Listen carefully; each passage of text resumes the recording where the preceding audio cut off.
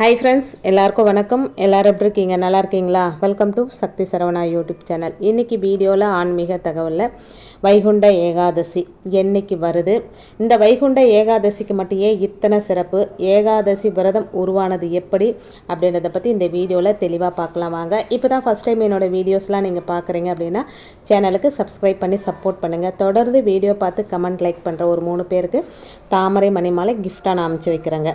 வருஷம் முழுவதும் ஏகாதசி விரதம் இருக்க முடியாவிட்டாலும் வைகுண்ட ஏகாதசி அன்னைக்கு மட்டுமாவது விரதம் இருந்து பெருமாளை வழிபடணுங்க. வைகுண்ட ஏகாதசி விரதம் இருந்தால் இந்த ஜென்மத்தில் மட்டும் இல்லைங்க, 7 ஜென்மங்களை செஞ்ச பாவங்கள் நீங்கக்கூடியதுங்க. வைகுண்ட ஏகாதசி அன்னைக்கு இறப்பவர்களுக்கு மறுபிறவி அப்படின்றது கிடையாது. வாழ்நாள் முழுவதும் இறை பக்தியுடனும் தர்ம சிந்தனையுடனும் இனிய குணத்துடனும் இருப்பவர்களே ஏகாதசி அன்னைக்கு மரணம் அடைவாங்க. பஞ்சாங்கத்தோட அடிப்படையில் மொத்தம் 15 திதிகள் இருக்குது. ஆனால் இதில் ஒரு சில திதிகள் மட்டுமே அதிக சிறப்பு மிக்கதாகவும் அந்த நாட்களில் விரதம் இருந்தால் சகல நன்மைகளும் கிடைக்கும் அப்படின்னு சொல்லப்படுதுங்க. இந்த 15 திதிகளில் அனைத்திலும் சிறப்பான இடம் இந்த ஏகாதசி திதி உண்டுங்க. இந்த திதிக்கு மட்டும் அப்படியான சிறப்பு. யார் இந்த ஏகாதசி அப்படின்றத இங்கே தெரிஞ்சுக்கலாம் வாங்க. பெருமாளுக்கு இருக்கப்படும் விரதங்களில் மிக முக்கியமானது அப்படின்னா இந்த ஏகாதசி விரதம்.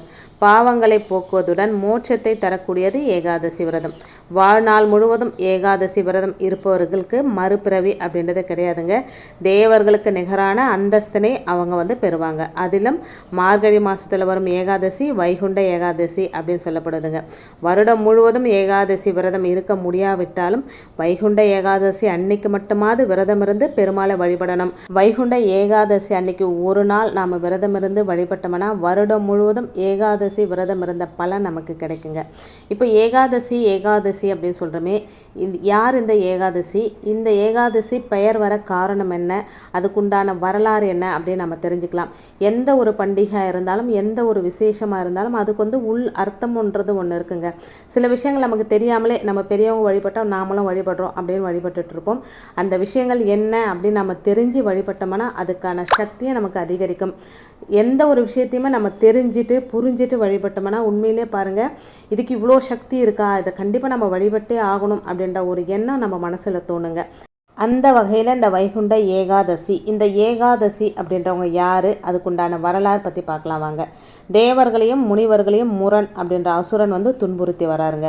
அவங்கள தங்களை காப்பாற்றும்படி மகாவிஷ்ணுக்கிட்ட முறையிடுறாங்க தேவர்களும் முனிவர்களும். அவங்களோட கோரிக்கையை ஏற்ற விஷ்ணு பகவான் முரனுடன் போரிட்டு போரில் வெற்றியம் பெறாருங்க. அதுக்கப்புறம் ஒரு இடத்துல உட்காந்து ஓய்வு இருக்கிறார். இப்போது அந்த தோல்வி அடைஞ்ச முரண் அப்படின்ற அசுரன் என்ன பண்ணுறான், வாளை எடுத்துக்கிட்டு பெருமாளை கொல்றதுக்காக அப்படியே ஓங்கும்போது பெருமாள் என்ன பண்ணுறார், தன்னுடைய உடம்புல உள்ள சக்தியெல்லாம் ஒரு பெண் வடிவத்தில் தோற்றுவிக்கிறார். அந்த பெண் அந்த முரனுடன் போரிட்டு வெற்றியம் பெறாங்க. அசுரனை வென்ற பெண்ணுக்கு ஏகாதசி அப்படின்னு பெயர் சூற்றார் பெருமாள். அசுரனை வென்ற நாள் ஏகாதசி என அழைக்கப்படும் என்றும் அன்று தன்னை வழிபடுவோருக்கு வைகுண்ட பதவி அளிப்பதாகவும் வரமளிக்கிறார்.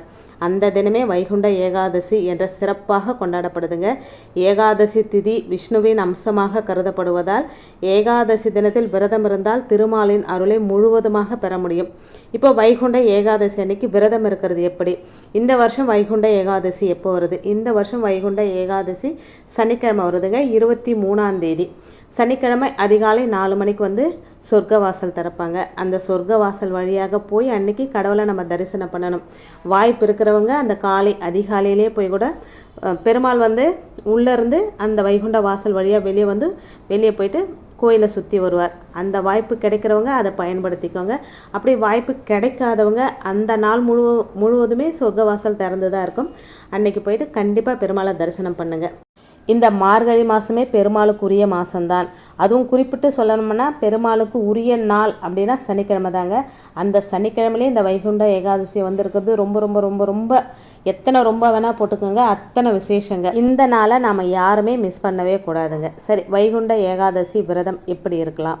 ஏகாதசி விரதம் இருக்கிறவங்க முன்தினமான அதாவது வெள்ளிக்கிழமை தசமி நாளில் ஒரு வேளை மட்டும்தாங்க சாப்பிடணும். ஏகாதசி அன்னைக்கு சனிக்கிழமை காலையில் எழுந்து குளிச்சுட்டு பெருமாளை வழிபட்டுட்டு விரதத்தை தொடங்கணுங்க.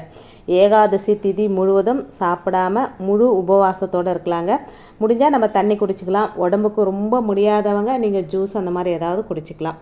விரதத்தின் போது எந்த காரணம் கொண்டும் துளசியை பறிக்கவே கூடாதுங்க. பூஜைக்கான துளசியை முதல் நாளே நம்ம பறித்து வச்சுக்கணுங்க. ராத்திரி முழுவதும் கண் விழிக்கணும். வைகுண்ட ஏகாதசி அன்னைக்கு ராத்திரி முழுவதும் கண் விழித்து புராண நூல்கள் படிக்கிறது, விஷ்ணு சகசரநாமம் படிக்கிறது, விஷ்ணு பாடல்கள் படிக்கிறது, இதை மாதிரி செஞ்சுக்கிட்டே இருக்கணுங்க அந்த நைட்டு ஃபுல்லாக. மறுநாள் துவாதசி அன்னைக்கு காலையில் 21 வகை காய்கறிகள் கண்டிப்பாக உணவில் இடம்பெறணுங்க. அதில் வந்து அகத்திக்கீரை, நெல்லிக்காய், சுண்டைக்காய் கண்டிப்பாக இருக்கணுங்க. துவாதசி அதிகாலையில் உணவு சாப்பிட்ட பிறகு அன்றைக்கி பகல்லையும் தூங்கக்கூடாதுங்க. 10வது திதியாகிய தசமி, 11வது திதியாகிய ஏகாதசி, 12ஆம் திதியாகிய துவாதசி அப்படின்னு இந்த 3 திதிகளிலும் விரதத்தை வந்து மேற்கொள்ளணுங்க. ஏகாதசிக்கு விரதம் இருந்து பெருமாளை வழிபட்டால் தீராத நோய்கள் தீரும், சகல செல்வங்களும் சகல சௌபாக்கியங்களும் உண்டாகும், பகைவர்கள் நீங்குவார்கள், ஏகாதசி விரதம் இருந்து சகல சௌபாக்கியங்களையும் அடைவார்கள். வைகுண்ட ஏகாதசி திருநாளில் சொர்க்க வாசல் வழியாக பெருமாளை தரிசித்து பாவங்கள் நீங்கி பெருமாளின் அருள் கண்டிப்பாக நமக்கு கிடைக்குங்க. வீடியோவில் நான் சொன்ன விஷயங்கள் உங்களுக்கு பிடிச்சிருந்தது அப்படின்னா சேனலுக்கு சப்ஸ்கிரைப் பண்ணி சப்போர்ட் பண்ணுங்கள். இன்னொரு ஆன்மீக தகவலோடு உங்களை சந்திக்கிறேன். அது வரைக்கும் நன்றியும் வணக்கமும். Take care and bye friends.